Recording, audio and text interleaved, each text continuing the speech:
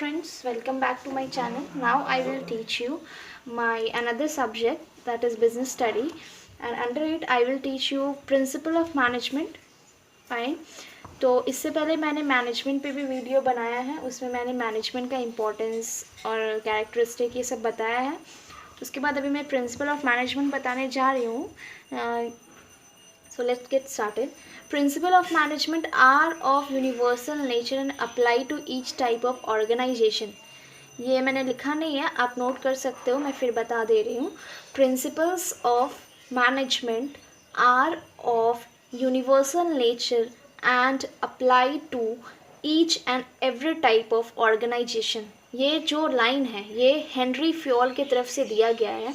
इसका मतलब ये होता है प्रिंसिपल ऑफ मैनेजमेंट जो है वो यूनिवर्सल नेचर का है और वो हर एक ऑर्गेनाइजेशन पे, एवरी टाइप ऑफ ऑर्गेनाइजेशन पे अप्लाई होता है. अब ये प्रिंसिपल ऑफ मैनेजमेंट है क्या, this I will teach you. Okay, so first I have written here principle of management are broad and general guidelines for decision making and behavior of managers. मतलब क्या होता है, प्रिंसिपल ऑफ मैनेजमेंट जो है वो एक ब्रॉड एंड जनरल गाइडलाइन है, वो एक गाइडलाइंस है for decision making and behaviour of manager.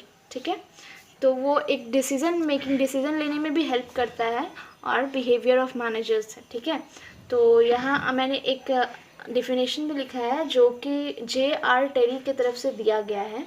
Principal is a fundamental statement or truth providing a guide throughout or action. Principle is a fundamental statement or truth providing a guide to the throughout or action. ठीक है, हमारा जो business होता है वो उसको एक wider dimension की तरफ देखा जाता है जिसमें न्यूमरस प्रॉब्लम, मतलब अलग अलग तरह का problem day by day arise होता है, चाहे डे बाय डे अलग अलग एक्टिविटीज़ किया जाता है. और मैनेजर जो होता है उसे सारे प्रॉब्लम, सारे एक्टिविटीज़ में जो भी प्रॉब्लम आए, चाहे वो एक एम्प्लॉयज़ के बीच में भी क्यों नहीं प्रॉब्लम आ सकता है, झगड़ा हो सकता है, मिसअंडरस्टैंडिंग हो सकता है, चाहे हम एक प्रोजेक्ट कंप्लीट करना चाहे तो उसके बीच में भी बहुत सारी प्रॉब्लम या फिर बहुत सारा डिसीजन हमें लेना पड़ सकता है. तो एक मैनेजर उसको किस तरीके से सॉल्व करेगा, उस चीज़ को मैनेजर को गाइडलाइन का ज़रूरत होता है ताकि वो हर एक प्रॉब्लम को आसानी से सॉल्व कर सके और ऑर्गेनाइजेशन को एफिशिएंटली रन कर सके. तो प्रिंसिपल ऑफ मैनेजमेंट वही हमें हेल्प करता है, एक मैनेजर को हेल्प करता है एक ऑर्गेनाइजेशन को रन करने में एफिशिएंटली. कोई भी प्रॉब्लम हो, चाहे वो मैनेजर या मैनेजर एम्प्लॉयज़ के बीच में हो, चाहे वो प्रोजेक्ट को कंप्लीट करने के लिए कोई भी प्रॉब्लम अराइज हो, या फिर किसी के बीच में मिसअंडरस्टैंडिंग हो, फाइट हो, उस सब चीज़ को सॉल्व करने के लिए हमें प्रिंसिपल ऑफ मैनेजमेंट की आवश्यकता पड़ती है. Fine, I hope you understand the principle of management क्या है. अब मैं आपको nature of principal of management बताऊंगी. ठीक है, चलो मैं अभी आपको बताने जा रही हूँ नेचर बताने जा रही हूँ. मैंने यहाँ 7 पॉइंट्स लिखा है जो कि नेचर है प्रिंसिपल ऑफ मैनेजमेंट का, जिससे आप प्रिंसिपल ऑफ मैनेजमेंट को और अच्छी तरीके से एंड और डीपली समझ पाओगे. ठीक है, तो let's get started with the first point हमारा जो है वो है यूनिवर्सल एप्लीकेबिलिटी. मतलब इसका क्या होता है, प्रिंसिपल ऑफ मैनेजमेंट को यूनिवर्सली एक्सेप्ट किया गया है, ये हर एक जगह इक्वली एप्लीकेबल होता है, whether it is business and non business. ठीक है, प्रिंसिपल ऑफ मैनेजमेंट जो है वो हर एक इंडस्ट्री, हर एक यूनिट में फॉलो किया जाता है. नॉन बिजनेस हो गया जैसे कि educational institution, government office, playground, agriculture farm, army clubs and जो कुछ भी मतलब सोशल ऑर्गेनाइजेशन हो गया. तो उन सब जगह भी ऑब्जेक्टिव को अचीव करने के लिए जैसे कि एजुकेशन इंस्टीट्यूशन में क्या इंस्टीट्यूशन या किसी भी इंस्टीट्यूट में क्या ऑब्जेक्टिव होता है, स्टूडेंट को अच्छे तरीके से पढ़ाना, स्टूडेंट का जो कुछ भी गोल होता है उसको अपने तरफ से देख के उसको अचीव करने में हेल्प कराया जाता है. तो कैसा भी बिजनेस हो, वेदर इट इज़ बिजनेस और non business, principal of management is followed everywhere, ठीक है, तो इसलिए इसको यूनिवर्सल एप्लीकेबिलिटी मिल चुका है, ठीक है, मोर और लेस हर एक जगह फॉलो होता है। Next one is general guidelines. Principal of management एक डिफिनाइट प्रिंसिपल नहीं है, जैसे कि एक फिजिक्स और केमिस्ट्री में क्या होता है, अगर हम कुछ लैब में परफॉर्म करते हैं कुछ भी चीज़, तो उसमें हमारा जो रिजल्ट आने को रहता है वो हमारा डेफिनेट रहता है, वो हमारा फिक्स रहता है कि हम ऐसे ऐसा करेंगे तो ये हमारा रिजल्ट आएगा। लेकिन समटाइम क्या होता है ना, प्रिंसिपल ऑफ मैनेजमेंट में जो गाइडलाइंस दी रहती है वो जैसे फिजिक्स और केमिस्ट्री में वेरी मतलब क्लियर होता है, डेफिनेट होता है, और उसका आउटकम जो होता है पहले से प्रेडिक्टेड रहता है कि हाँ ये आउटकम आएगा। लेकिन प्रिंसिपल ऑफ मैनेजमेंट में क्या होता है, उसका गाइडलाइन जो होता है वो हर जगह एकदम स्ट्रिक्टली अप्लाई नहीं किया जाता है, ठीक है। Third one is form by practice and experimentation. Principal of management जब फॉर्म हुआ तो उससे पहले बहुत सारी प्रॉब्लम्स आई होगी, जरूर आई होगी, जिसके वजह से ये फॉर्म किया गया ताकि नेक्स्ट टाइम से हम उस प्रॉब्लम को नहीं फेस कर सके। जैसे कि प्रॉब्लम जो हम रिसर्च करते हैं, सोल्यूशन फाउंड करते हैं, तो फिर हम जो कुछ भी हम पहले जो इसके पहले नहीं था, मतलब प्रिंसिपल ऑफ मैनेजमेंट जब नहीं था तो उसके पहले जो कुछ भी प्रैक्टिस या फिर एक्सपेरिमेंट किया गया होगा तब जाके फॉर्म किया गया प्रिंसिपल ऑफ मैनेजमेंट को, ताकि हम नेक्स्ट टाइम से वो प्रॉब्लम दोबारा फेस नहीं करें। उसके लिए हमारे पास ऑलरेडी एक चीज़ हो जो हम कर सके, ठीक है, मतलब जो हम अप्लाई कर सके अपने प्रॉब्लम में उसको सोल्यूशन पाने के लिए, ठीक है।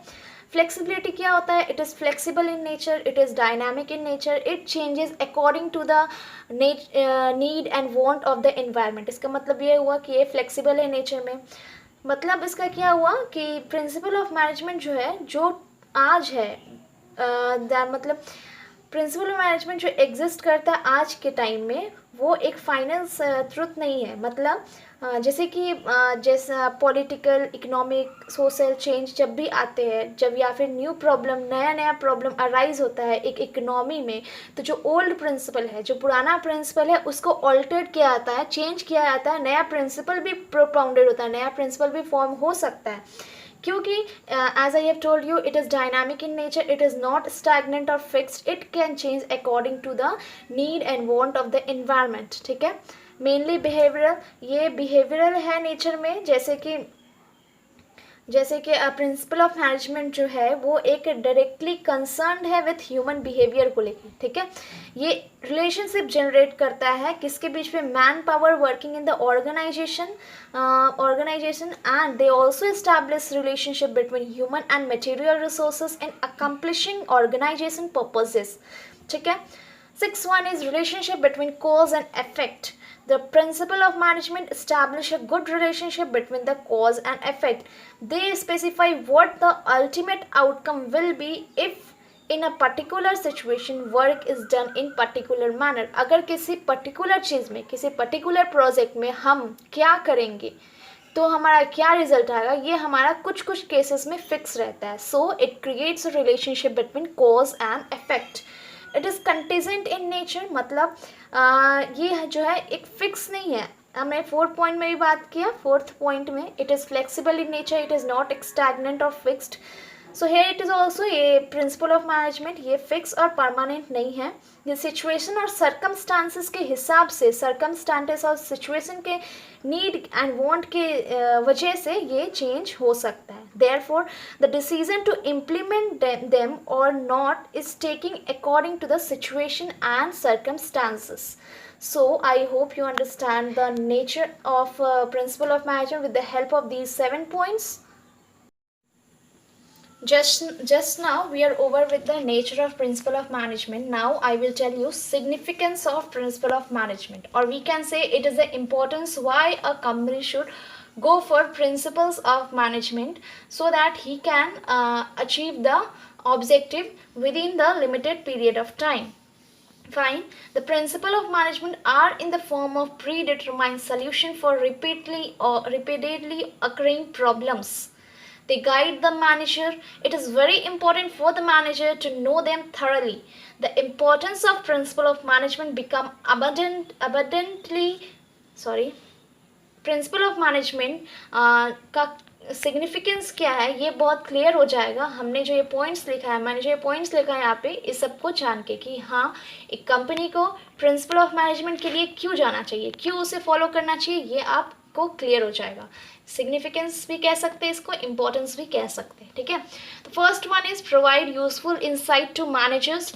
इसका मतलब क्या हुआ, द प्रिंसिपल ऑफ मैनेजमेंट जो है मैनेजर को अवेयर करता है about the manner in which he should act in various situation, so that वो अपना जो गलती है या फिर जो मिस्टेक्स है जो कि प्रीवियस मैनेजर्स ने किया होगा वो रिपीट ना कर सके।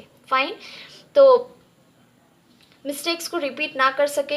In this way timely guidance अगर उनको दिया जाए, टाइमली अगर वो पिछले बार जो कुछ भी हो उनको अगर देखे और उनसे अगर नेक्स्ट टाइम को वो चीज़ मिलाए तो वेस्टेज ऑफ रिसोर्सेज भी बचेगा, वेस्टेज ऑफ टाइम भी बचेगा and objective can be achieve in the less expensive manner, ठीक है।